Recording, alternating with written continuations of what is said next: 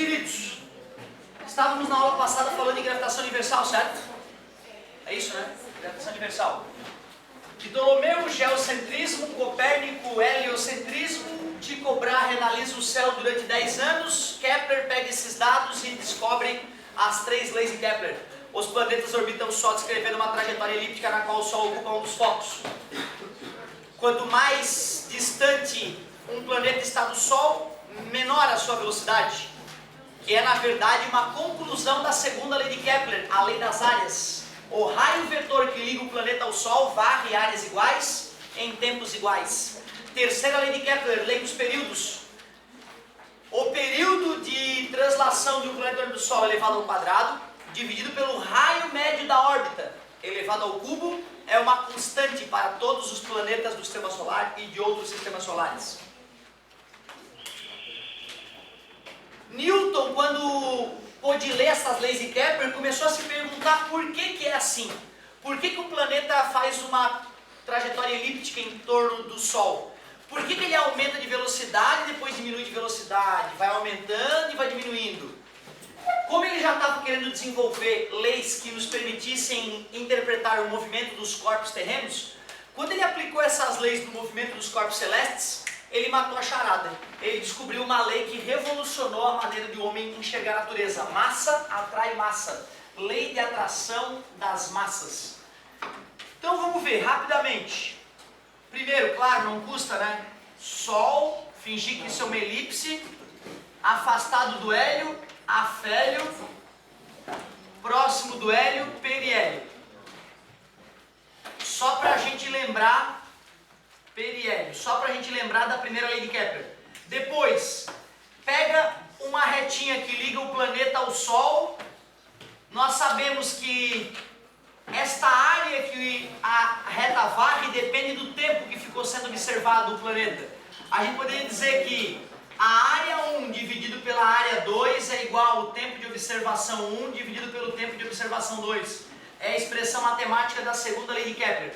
E a terceira lei de Kepler, o período de um planeta elevado ao quadrado dividido pela distância média ao Sol elevado ao cubo é igual ao mesmo cálculo para um outro planeta qualquer do Sistema Solar. Terceira lei de Kepler. Analisando essas leis é que o Newton descobriu que 2 corpos se atraem com uma força que é diretamente proporcional ao produto das massas, inversamente proporcional ao quadrado da distância. Lei de atração das massas, cuidados, meus amigos, aquele G não é a aceleração da gravidade, cara, é a constante gravitacional universal, um número minúsculo que o Newton morreu sem conhecer. Os experimentos que ele tentava fazer para mostrar que massa atraía massa não eram precisos o suficientes para permitir calcular esse número tão minúsculo. Mais recentemente, um sueco chamado Cavendish fez um experimento com o objetivo de calcular a densidade do planeta Terra. E aí, nesse experimento, ele conseguiu calcular com grande precisão a constante gravitacional universal. Olha como é que foi o experimento de Cavendish. Ele simplesmente pegou um pêndulo de torção. O pêndulo de torção, na verdade, é uma barrinha que pode girar em torno de um ponto. E colocou massas de chumbo na extremidade desse pêndulo de torção. Pegou uma super esfera de chumbo e colocou atrás dessa pequena esfera de chumbo e colocou uma super esfera de chumbo na frente desta pequena esfera de chumbo. Essas esferas são fixas. Esse pêndulo de torção pode girar. Já que massa atrai massa, essa esfera vai ser atraída por aquela esfera que está lá atrás, essa esfera vai ser atraída pela essa esfera que está aqui na frente e esse pêndulo tende a girar. Se eu instalo um equipamento super preciso que vai girar, que vai medir quanta força foi aplicada nesse pêndulo de torção, eu conheço a massa das esferas, fui eu que criei o experimento. Eu conheço a distância entre as esferas. Então tu vê, eu conheço as massas, conheço a distância e vou medir a força através desse equipamento super sensível. Aí basta isolar a constante gravitacional universal. Faz isso 1000 vezes, publica numa revista científica renomada, espera o resto dos gênios do mundo analisarem teu serviço. Se for um serviço honesto, teu nome vai entrar para a história. como o sujeito que mediu a densidade da Terra com a maior precisão. Cavendish. Cara, inacreditável tu pegar um pêndulo que tem esferas e só pelo fato de ter esferas próximas das esferas do pêndulo, já que massa atrai massa, o pêndulo começa a girar. É quase inacreditável, né, que esse pêndulo giraria. É a prova cabal de que nós estamos nos atraindo agora. Cavendish, o cara não é fraco. O que mais me revolta é que o Newton descobriu a densidade da Terra aproximadamente só raciocinando, sem mexer as mãos, só assim, deixa eu pensar. A Terra, ela tem que ser mais densa que a água. A Terra tem que ser mais densa que a água, porque se a Terra não fosse mais densa que a água, se a água fosse mais densa que a Terra, a água penetraria por debaixo da Terra. Então, os oceanos são a prova de que a Terra é mais densa que a água. Eu já fiz experimentos e vi que a Terra, a areia, tem uma densidade 5 vezes maior que a da água, 5 e pouco. Então, é claro que também o planeta não pode ser mais denso que a Terra que o compõe. Então, a densidade do planeta Terra não pode ser acima da densidade da Terra que eu calculei usando um experimento bobo, com um aquáriozinho e terra. Então não tem jeito, a densidade da Terra tem que estar entre 5 e 6 vezes a densidade da água.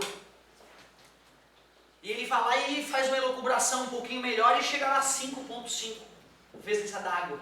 E hoje nós sabemos que a densidade da Terra é muito próxima desse valor que Newton apenas raciocinando chegou.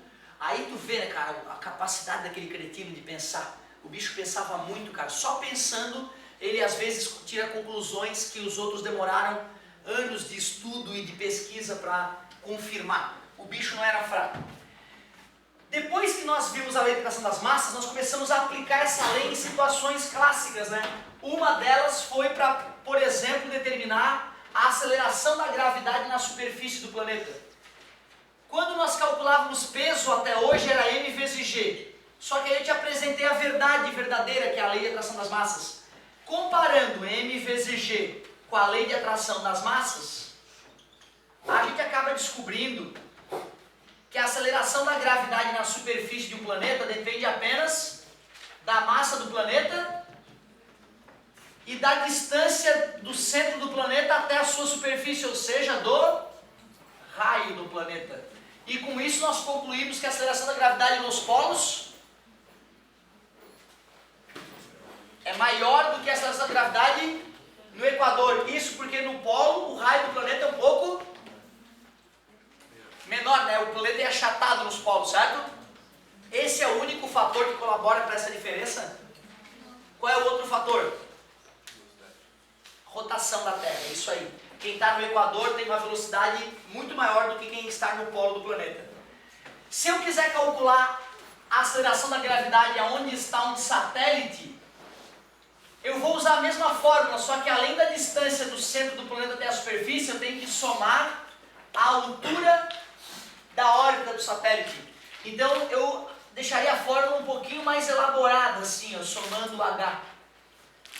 Vamos só se agarrar nessa fórmula, né? Porque se H for zero, se for na superfície do planeta, eu não preciso me preocupar com aquele Hzinho ali.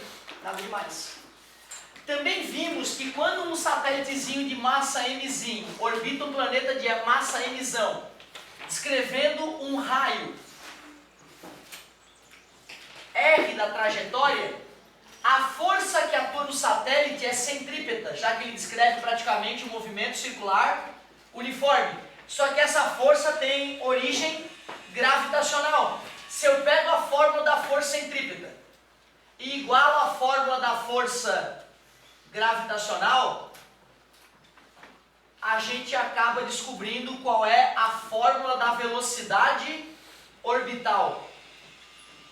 Se te perguntarem qual é a velocidade com que o satélite orbita um planeta, basta eles te fornecerem a massa do planeta e o raio da órbita.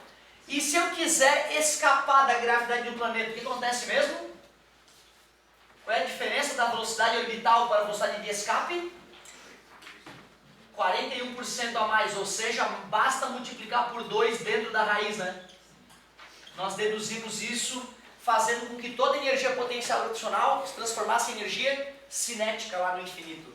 Foi assim que a gente calculou a velocidade de escape. Acho que a única coisa que faltou é que no final eu te lancei um problema da Olimpíada Brasileira de Astronomia e Astronáutica, né? Um problema que quando uma colega me trouxe eu não entendi a pergunta. Parecia tão absurda a pergunta que eu assim, não, tem alguma coisa errada, tem uma pegadinha. Dizia que o astronauta orbitava o planeta rasante a sua superfície. Perguntava qual era... Perguntava o quê? Ele tinha um relógio. Perguntava qual era a densidade do planeta, sabendo que o astronauta tinha um relógio. Cara, é uma questão, claro, como eu acabei de comentar, de nível olímpico, mas pelo que nós acabamos de estudar, de revisar a gravitação universal, é o momento perfeito para a gente mostrar, né, o que de pior poderia aparecer nessa matéria. Então tu vê, tem um planeta hipotético. Esse planeta eu vou considerar que ele tem um raio R, ele tem uma massa mzão. Eu não sei que planeta é esse, eu não conheço esse planeta. Mas o sujeito me disse que tem um astronauta orbitando esse planeta rasante à superfície. Olha o astronauta orbitando, mas rasante mesmo. Está se arrastando praticamente na superfície. E ele tem um relógio. O astronauta tem um relógio, está ali no pulso dele, tá vendo? O cara pergunta, qual é a densidade desse planeta? Qual é a densidade desse planeta? Parece uma tarefa impossível. Densidade é massa sobre volume, concorda comigo? Se eu chamei a massa do planeta de emisão, eu vou ter que usar a emisão. Como é que se calcula o volume de uma esfera? 4/3 de π r ao cubo. Tu vê, cara, não tinha fórmula nenhuma nessa prova. O aluno teria que saber tudo mentalmente. Já tem que ganhar parabéns o cara que lembra da fórmula do volume da esfera. Não é comum todos terem decorado já essa parte. Muito bom. Então tu vê, a densidade do planeta é a massa dividido pelo volume. E o volume é 4/3 de π r ao cubo. Eu vou ter que dar um jeito de fazer essa conta. Mas ele falou que o único instrumento que o astronauta tinha era um relógio. Eu não tenho como medir a massa do planeta nem o raio do planeta usando um relógio. Mas se o astronauta orbita o planeta, a força centrípeta que atua nele é do tipo gravitacional. mv² sobre r é igual a m gzão, mzão dividido por r². Aquilo que a gente acabou de fazer para demonstrar como é que se calcula a velocidade orbital. Posso cortar a massa do astronauta, posso cortar o ao² do raio da órbita, que é o próprio raio do planeta, já que ele está se esfregando na superfície do planeta enquanto orbita o planeta, ou tangenciando. Um relógio daria para medir quanto tempo demora para dar a volta no planeta, né? Eu posso saber quanto tempo demora para completar a volta do seu astronauta. Eu olho lá, tá aquela marquinha no chão. Aí eu olho, deixa eu ver. A marquinha de novo. Demorei tanto tempo para dar a volta. E no movimento singular uniforme, como é que se relaciona a velocidade e o período? Velocidade e distância sobre tempo. Tamanho de uma volta. 2πr, tempo para dar uma volta. Período, né?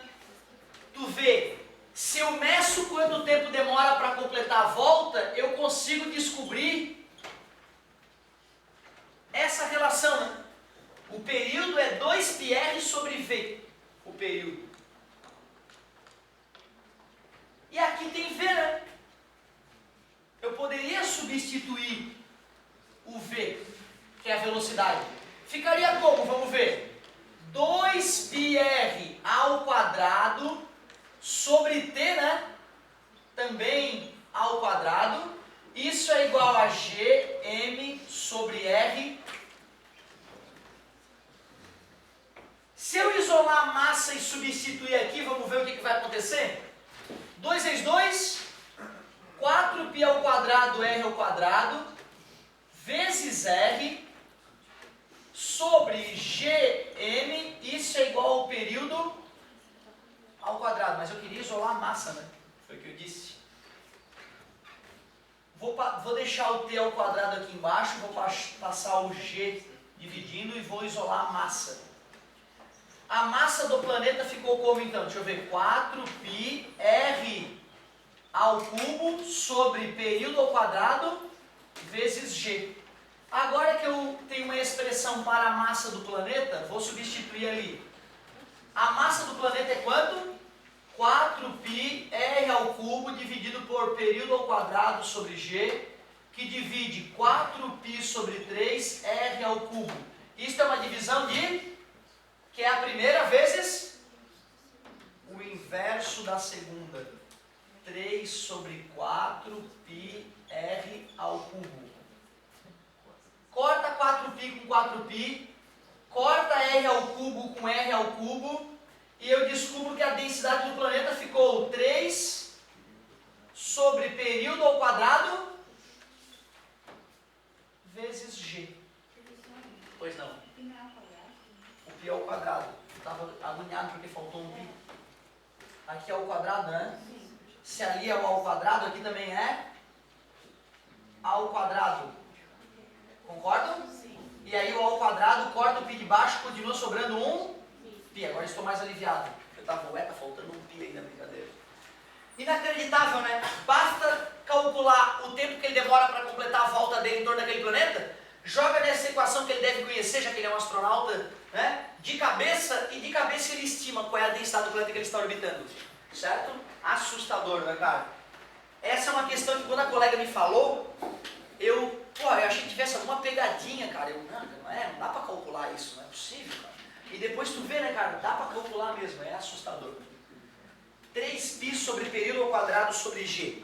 Claro, né, cara, tu não tem que esperar isso no vestibular, isso eu duvido que fosse aparecer no vestibular. É só pra te mostrar o que de pior poderia aparecer. É isso aí. Quer perder a hora do ônibus espacial?